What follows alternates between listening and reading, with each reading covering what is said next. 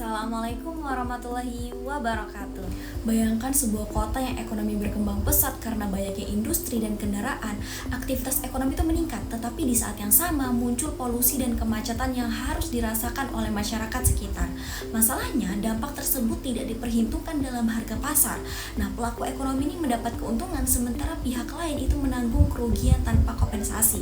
Nah, inilah yang menyebabkan pasar menjadi tidak efisien. Untuk memahami konsep ini, ekonomi itu mengenalkan konsep terkait eksternalitas, yaitu dampak dari suatu aktivitas ekonomi yang dirasakan oleh pihak ketiga di luar transaksi. Bersama kami kelompok 7 akan membahas lebih lanjut terkait eksternalitas nih. Jadi dengan begitu kita dapat melihat pentingnya peran kebijakan dalam menciptakan kegiatan ekonomi yang tidak hanya menguntungkan tetapi juga adil dan berkelanjutan bagi masyarakat. Perkenalkan, nama saya Lulu Eliza Safitri dengan NPM 2411021067. Di sini saya tidak sendiri, melainkan ditemani oleh rekan saya yaitu Zelika Nuraida dan Arin Ramadhani. Konsep eksternalitas ini lahir dari kesadaran bahwa tidak semua dampak kegiatan ekonomi dapat dijelaskan hanya melalui mekanisme harga pasar. Nah, Alfred Marshall ini menjelaskan bahwa suatu aktivitas ekonomi seringkali tidak hanya berdampak pada pelaku utama, tetapi juga mempengaruhi pihak lain di luar transaksi. Nah, dengan seiring berkembangnya aktivitas ekonomi, dampak-dampak tersebut semakin terlihat nyata dan menimbulkan berbagai permasalahan di sosial. Nah, oleh karena itu pemikiran ini kemudian dikembangkan oleh Arthur Pigou yang menekankan bahwa tanpa campur tangan pemerintah, dampak eksternal itu dapat menyebabkan inefisiensi sosial. Berdasarkan latar belakang tersebut, para ahli ekonomi ini kemudian merumuskan definisi eksternalitas secara lebih sistematis. Menurut Arthur Pigou menyatakan bahwa eksternalitas ini adalah efek samping dari suatu aktivitas ekonomi, baik berupa biaya maupun manfaat yang dirasakan oleh pihak ketiga, dan itu tidak diperhitungkan oleh pelaku kegiatan tersebut. Nah, sementara menurut James Smith ini eksternalitas adalah terjadi ketika suatu kegiatan memberikan dampak kepada pihak lain yang tidak terlibat langsung dalam pengambilan keputusan ekonomi. Nah, dengan begitu pendapat para ahli ini memperjelas bahwa eksternalitas berkaitan erat dengan adanya pihak yang terdampak tetapi tidak memiliki peran dalam transaksi. Berdasarkan pendapat dari Arthur Pigou dan James Smith, maka eksternalitas ini dapat diartikan sebagai dampak dari aktivitas produksi atau konsumsi yang dirasakan oleh pihak ketiga. Nah, dampak ini tidak tercermin dalam harga pasar sehingga harga yang terbentuk tidak mencerminkan biaya atau manfaat sosial yang sebenarnya. Akibatnya, mekanisme pasar itu tidak mampu mengalokasikan sumber daya secara efisien. Nah, inilah yang menyebabkan eksternalitas sering dikaitkan dengan kegagalan pasar. Nah, karena keputusan ekonomi yang diambil hanya mempertimbangkan kepentingan individu, tidak mementingkan kepentingan masyarakat secara keseluruhan. Agar suatu kejadian dapat dikategorikan sebagai eksternalitas, terdapat beberapa syarat yang harus terpenuhi. Nah, yang pertama, harus ada pengaruh dari suatu aktivitas ekonomi terhadap pihak lain. Nah, baik berupa manfaat maupun kerugian. Nah, yang kedua, tidak adanya kompensasi atau pembayaran yang diterima oleh pihak yang terdampak atas pengaruh tersebut. Nah, jika salah satu dari kedua syarat ini tidak terpenuhi, maka dampak yang terjadi tidak dapat disebut sebagai eksternalitas. Perkenalkan, saya Arin Ramadhani. Di sini saya akan menjelaskan tentang pelaku dalam eksternalitas, jenis-jenis eksternalitas, dan cara mengatasi eksternalitas. Pelaku dalam eksternalitas terdapat 4 kemungkinan eksternalitas. Yang pertama, efek perbuatan satu produsen terhadap produsen lain atau effect of producer on other producer. Yang kedua, efek perbuatan produsen terhadap konsumen, effect of production on consumers. Yang ketiga, efek perbuatan konsumen terhadap konsumen lain, effect of consumers on consumers. Yang terakhir, efek perbuatan konsumen terhadap produsen, yaitu effect of consumers on producer. Selanjutnya yaitu jenis eksternalitas positif dan eksternalitas negatif. Eksternalitas positif terjadi ketika suatu aktivitas memberikan manfaat tambahan bagi pihak lain, seperti pendidikan dan vaksinisasi. eksternalitas negatif muncul ketika suatu aktivitas menimbulkan kerugian bagi pihak lain, misalnya polusi udara, limbah industri, dan asap rokok.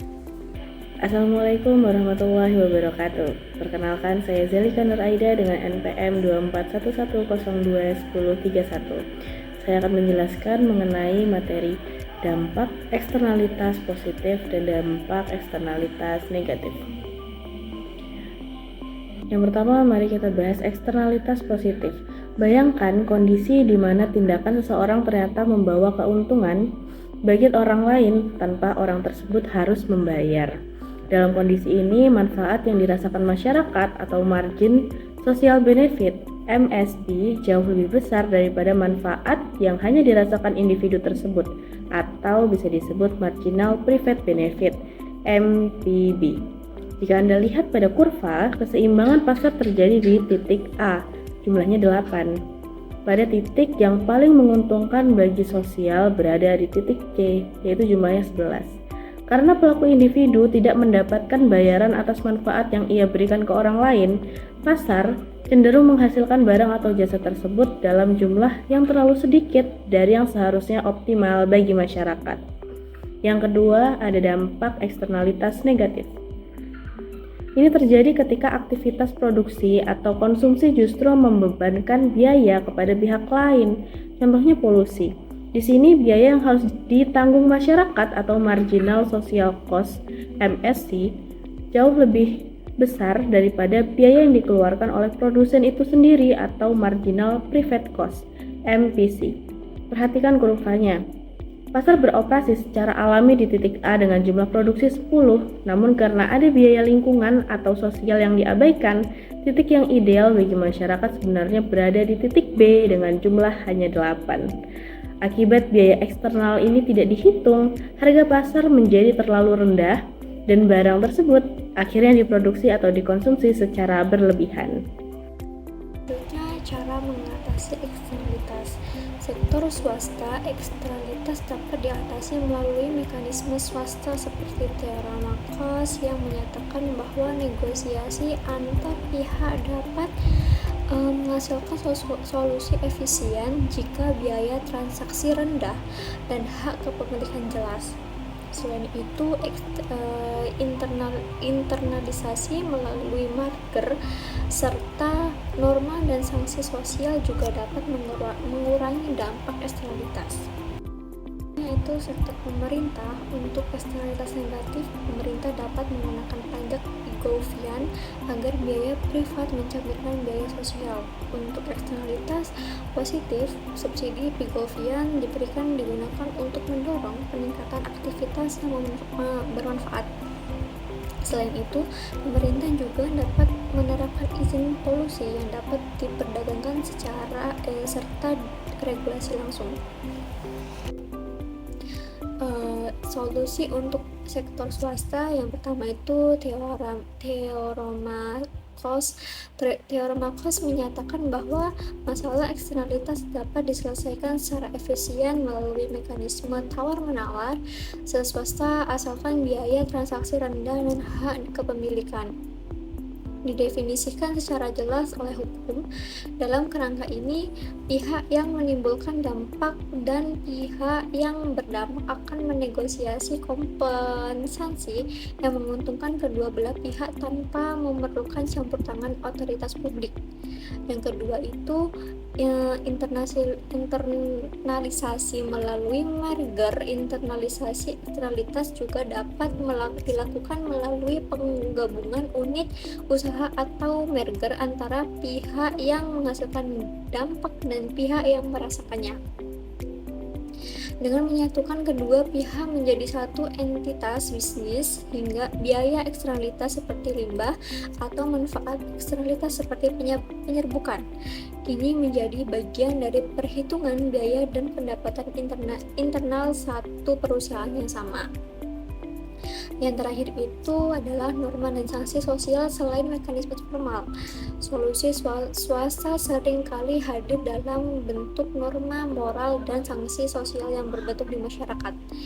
individu cenderung membatasi perilaku yang menghasilkan eksternalitas negatif, seperti membuang sampah sembarangan atau merokok di tempat umum.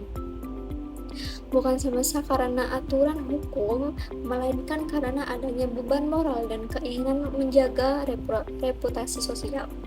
Mari kita bahas mengenai studi kasus dari eksternalitas. Sebagai contoh nyata, mari kita perhatikan kasus pemanasan global yang memicu lahirnya protokol Kyoto pada tahun 1997. Fenomena ini adalah contoh klasik eksternalitas negatif, di mana penggunaan bahan bakar fosil untuk transportasi dan industri menghasilkan emisi karbon yang menaikkan suhu bumi. Dampaknya sangat tidak adil. Seseorang yang mengendarai mobil saat ini tidak menanggung biaya kerusakan lingkungan. Namun, penduduk di negara seperti Bangladesh harus menanggung resiko wilayahnya tenggelam di masa depan. Dilema besarnya terletak pada biaya perbaikan yang sangat mahal, yakni mencapai 1,1 triliun US dollar atau sekitar 10% dari PDB yang beresiko meningkatkan biaya hidup secara drastis. Inilah alasan mengapa banyak negara industri sulit berkomitmen penuh karena secara ekonomi, memangkas emisi berarti harus mengkoreksi aktivitas produksi yang selama ini dianggap murah karena mengabaikan biaya sosialnya. Kesimpulannya, eksternalitas menunjukkan bahwa pasar itu tidak selalu mampu menciptakan efisiensi secara mandiri. Aktivitas ekonomi itu sering menimbulkan dampak positif ataupun negatif yang tidak tercermin dalam harga pasar. Nah, jika eksternalitas tidak dikelola, kesejahteraan masyarakat itu bisa menurun. Oleh karena itu, diperlukan peran kebijakan pemerintah dan kerjasama dengan sektor swasta untuk menginternalisasi dampak tersebut agar manfaat sosial itu dapat dimaksimalkan. Sekian presentasi dari kami. Wassalamualaikum warahmatullahi wabarakatuh.